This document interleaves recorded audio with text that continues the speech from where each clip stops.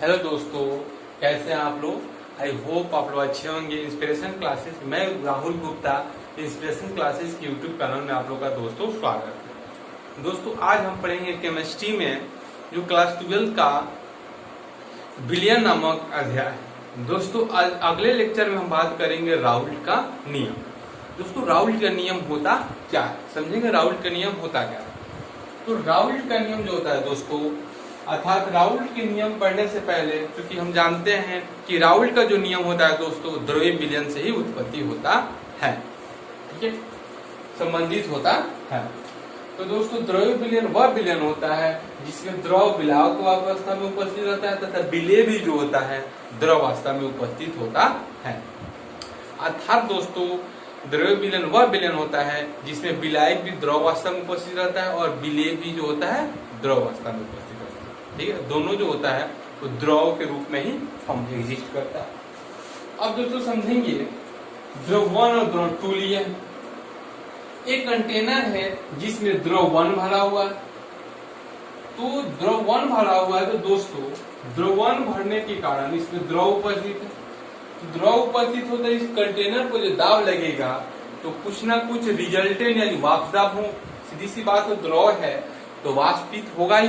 जब दोस्तों उस कंटेनर में जो द्रव 1 पे वाष्प दाब लगेगा यानी दाब लगेगा तो उसमें वाष्पित होगा।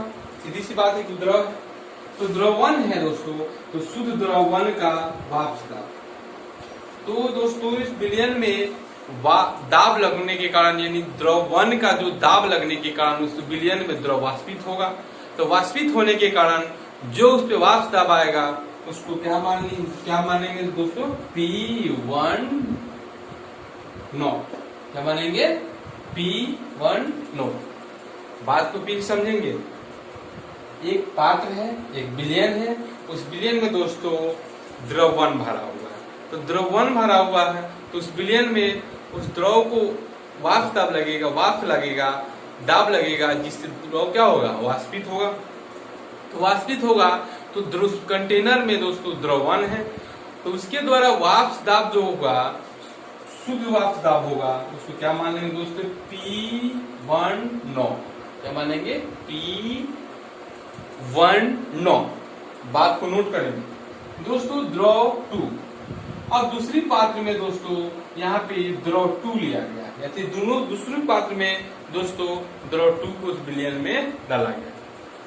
तो दोस्तों द्रव 2 के द्वारा जो विलयन पे दाब लगेगा तो सीधी सी बात है उस विलयन के अंदर द्रव 2 है तो 2 है यानी द्रव के रूप में है तो द्रव 2 के जो वाष्प होगा तो उसके से भी कुछ रिजल्ट प्राप्त होगा। तो क्या प्राप्त हो, देखिए दोस्तों द्रव 2 है तो द्रव 2 के द्रव के दाब लगने पर विलयन पर जो वाष्पित हो गए वाष्प दाब प्राप्त होगा। तो ये बोला गया शुद्ध द्रव 2 का वाष्प दाब क्या मान है दोस्तों, P2 नॉट।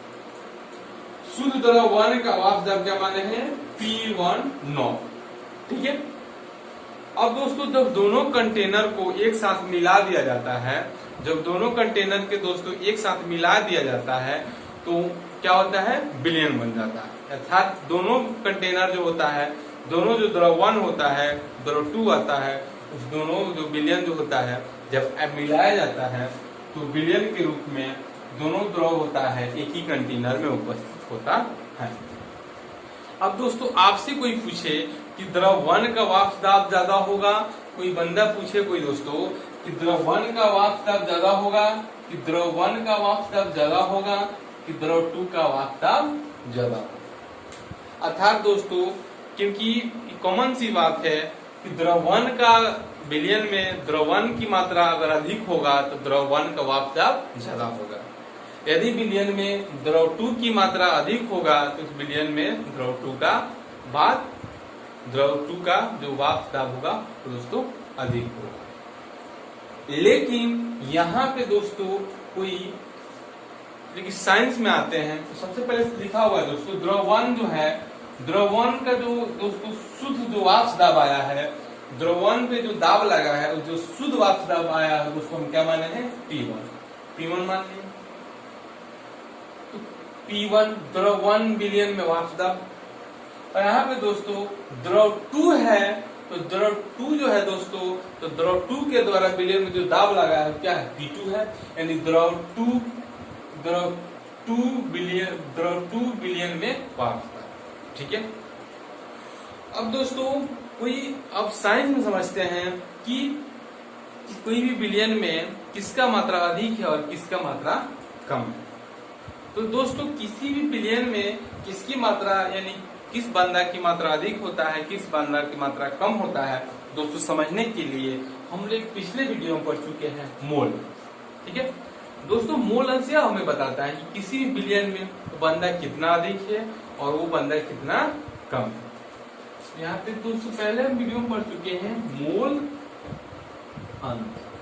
ठीक है, तो मोल अंश दोस्तों यह बतलाता है, बात को ध्यान से सुनेंगे दोस्तों, कि मोल अंश यह बतलाता है कि किसी भी विलयन में बंधा कौन कम है। फिर दोस्तों आइए हम आगे समझते हैं वीडियो को। ठीक है दोस्तों, यहाँ पे हम लोग माना है कि द्रवण का मोल अंश क्या माने है, x1। ठीक है, और द्रव 2 का मोल अंश क्या माना है दोस्तों, x2। ठीक है, अब यहाँ पे दोस्तों यहाँ पे यानी कि P1 जो होगा दोस्तों, P1 जो है विलयन द्रव 1 का वाष्प दाब है। ठीक है, जो P1 है जो दोस्तों वो क्या है, विलयन 1 का जो है वाष्प दाब है, तो उसके समानुपाती होगा द्रव 1 का ही मोल अंश के समानुपाती होगा। तो यहाँ इसलिए लिखे हैं दोस्तों कि P1 समानुपाती x1। बात को फिर समझेंगे, क्योंकि यहाँ पे द्रव 1 का जो वाष्प दाब माने हैं दोस्तों P1 माने हैं, दाब जो माने हैं द्रव 1 का जो दाब माने हैं तो उसको क्या माने हैं, P1 है। तो दोस्तों द्रव 1 का जो दाब माने हैं तो उसका P1 है, तो उस द्रव 1 का मोल अंश के क्या होगा, समानुपाती होगा। तो दोस्तों यहाँ पे द्रव 1 का मोल अंश क्या माने है, x1, क्योंकि दाब P1 है। तो दोस्तों तो दाब 1 यानी विलयन 1 का जो होगा उसका वाष्प अगर P1 है तो उस विलयन का जो होगा दोस्तों विलयन के मोल अंश के यानी कि द्रव 1 के मोल अंश की क्या होगा, समानुपाती होगा। आगे लिखिए दोस्तों, द्रव 2 समानुपाती x2। तो द्रव 2 समानुपाती x2 का मतलब होता है कि द्रव जो होता है विलयन 2 का दाब द्रव 2 के मोल अंश के समानुपाती है। बात को फिर समझेंगे दोस्तों, P2 समानुपाती x2। तो P2 समानुपाती x2 का मतलब होता है द्रव 2 विलयन में वाष्प दाब यानी द्रव 2 का वाष्प दाब। तो दोस्तों यहाँ पे द्रव 2 का वाष्प दाब P2 है, तो यहाँ पे विलयन का जो होगा द्रव 2 के मोल अंश भी क्या होगा, H2 होगा। ठीक है, चलिए अब यहाँ पे फिजिकल मीनिंग समझते हैं दोस्तों कि P1 इक्वल टू, यहां से हम लोग को प्राप्त होता है दोस्तों P1, क्योंकि दोस्तों साइंस में जब समानुपाती का चिन्ह हटता है तो एक कांस्टेंट आता है, तो P इक्वल टू हो जाएगा P01 x1, क्या हो जाएगा, P0 x1।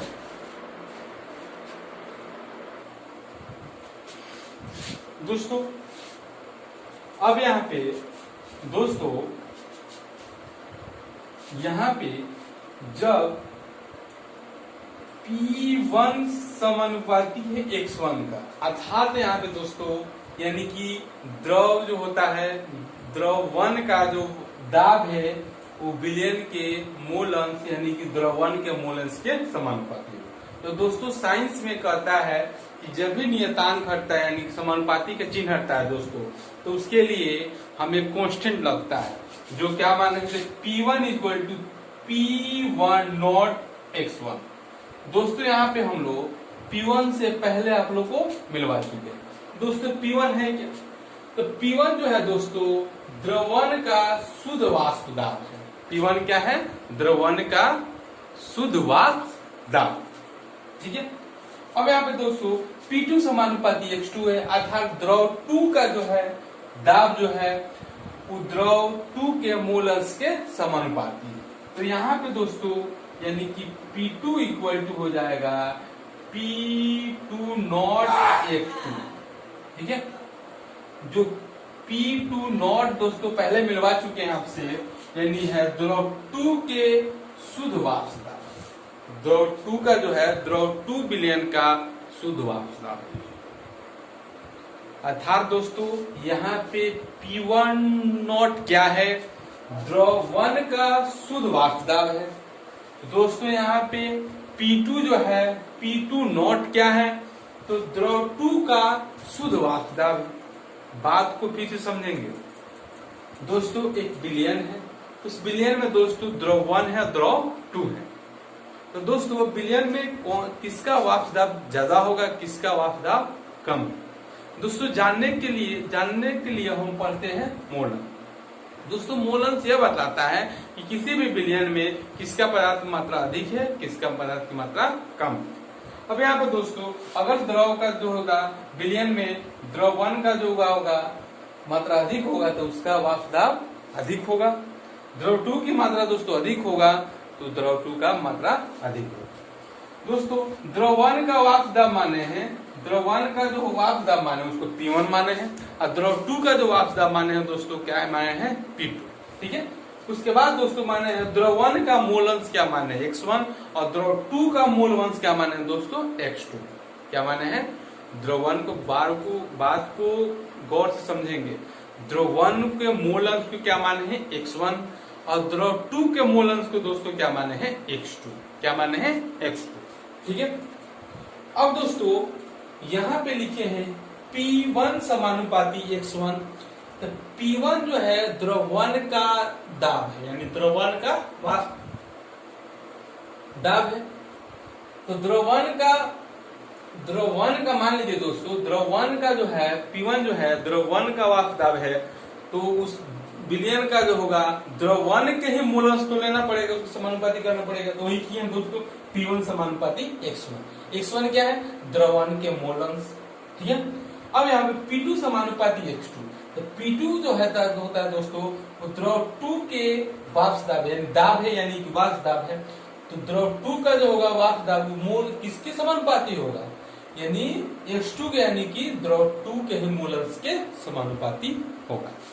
दोस्तों अब जो होता है, अब यहाँ से साइंस में जानते हैं जब भी समानुपाती का चिन्ह हटता है तो एक नियतांक का चिन्ह हटता है, तो वहां पे क्या आता है दोस्तों, कांस्टेंट आता है। तो कांस्टेंट मान क्या माने, P1 नॉट।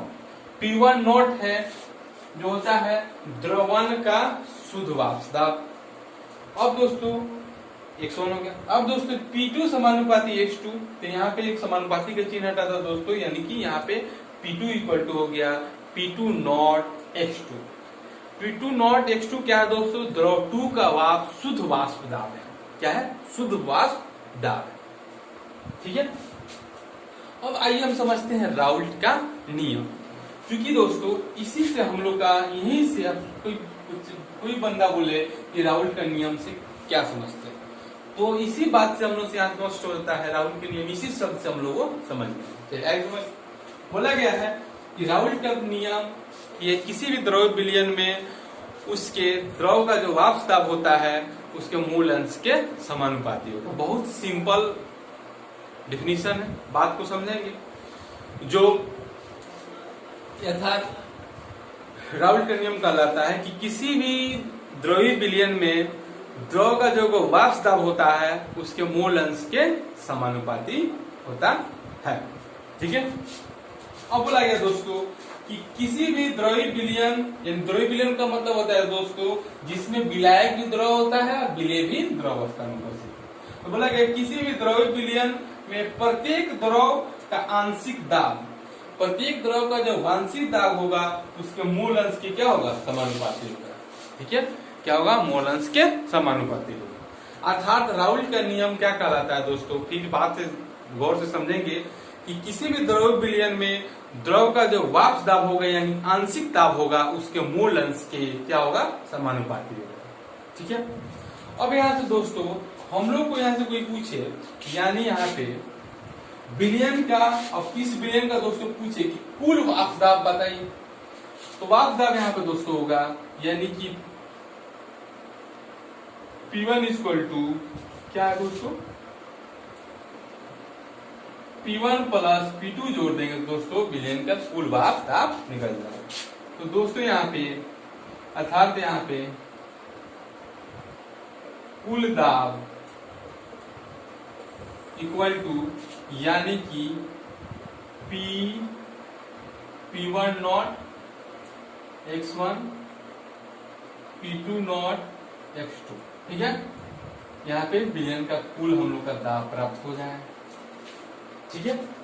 अब यहाँ पे दोस्तों यानी कि x1 plus x2 equal to क्या होगा, 1 होगा, क्योंकि हम इस बिलियन चैप्टर अध्याय में द्विअंगी बिलियन के बारे में पढ़ना है। एक बता चुके हैं कि मूल अंश के जब भी दो कंपोनेंट उपस्थित रहते हैं, जब दोनों को उसको अंश को योगफल करते हैं दोस्तों, तो हम लोग को 1 प्राप्त होता है।